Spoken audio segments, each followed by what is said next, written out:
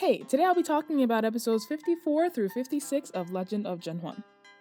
The Emperor starts visiting the temple regularly, and since he's never been very pious, the Empress puts two and two together and decides she needs to make a move. Unbeknownst to her, it's too late. ZhenHuan is pregnant with the Emperor's baby! Guowang's baby. She has Jingxi pass on the pregnancy news to Su Peisheng.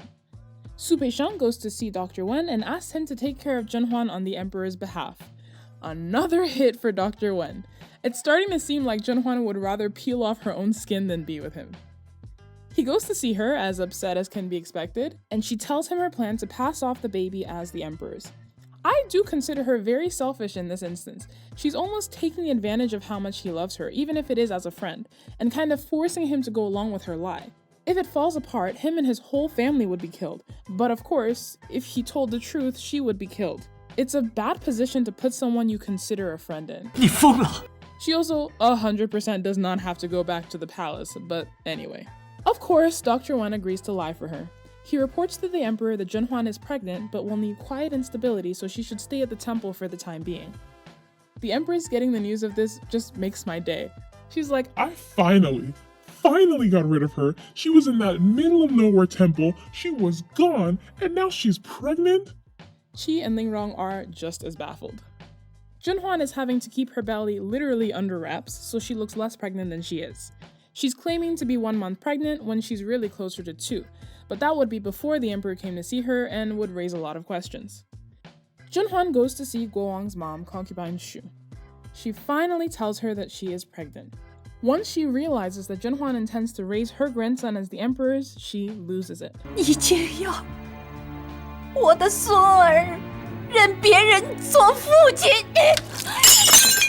Literally everyone on Earth hates the idea of ZhenHuan going back to the palace, except the Emperor. A string of bad luck breaks out in the palace. Things breaking, sprained ankles, the Empress Dowager getting sick. Well, she's always sick, but a fire starts, The Emperor decides this requires a logical, scientific approach and calls in his astronomers who are like, yeah, this star is pretty weird and it's making bad stuff happen. Also, I can't be sure, but it looks like there's like a pregnant woman. Maybe her name rhymes with Bunquan? She's bad news for the palace, man. Bad news. Whoever she is, she should stay where she is and definitely not come back to the palace. With that totally convincing news, the Emperor decides to push back ZhenHuan's return date. Now that the Empress is sure that Third Prince is completely hers, she sets out making sure he won't have any competition from the other princes, especially Fourth Prince, who is thriving under palace life and obviously very smart. It's not just luck though, he clearly works very hard as well. One night, he's too busy even to drink some soup and has his nanny drink it in his stead. She dies. Terrified, he runs out and luckily runs into Mei Zhong. He tells her that someone has attempted to poison him. She takes him to see his grandma, the Empress Dowager, and she decides he should stay in her palace for the time being since it's too dangerous out there. And who could the culprit be? The Empress Dowager immediately suspects the only person with a motive, and yes, it is the Empress. She is bloodthirsty. The Empress is so desperate that she straight up asks Lingrong if she has any incense that can make the Emperor change his mind about ZhenHuan. Like, what? Come on, girl, keep it together. The next day, the Empress Dowager calls the Emperor in to speak to her. She tells him that he must bring ZhenHuan back as soon as possible, stars be damned. The Empress is completely out of control, and it's clear that the Empress Dowager worries about what will become of everyone without someone to keep her in check. Although she could literally end this right now by telling the truth, so she's kind of to blame here as well.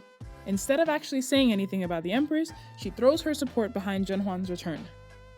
The Emperor hits another roadblock when his ministers start complaining about bringing ZhenHuan back even though her father has been labeled as a traitor. Finally, he's had enough. He's like, you know what? I'll just give her a new identity. So from now on, ZhenHuan is Fourth Prince's birth mother. The Empress is like, but wait, she's only 10 years older than he is. And the Emperor's like, add another 10 years to her age. She's 32 now, and she's a fae. The Emperor is so reckless in this episode and I kind of love it. He's just tired of excuses and finally willing to flex his Emperor muscles. I say she's 32, she's 32. End of story. The Empress is just like, wow, what a good idea. I love it. ZhenHuan, now Shi Fei, gets the news of her new identity, son, and status. And here we go.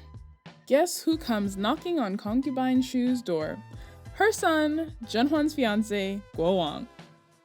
After his boat sank, he made his way to land and found his way home, thoughts of ZhenHuan and his mother pushing him through. After a touching reunion, Shu has to tell him the truth that ZhenHuan is heading back to the palace. He runs off immediately to find her and I'm ready to throw Huanbi off a cliff. So what is there to say?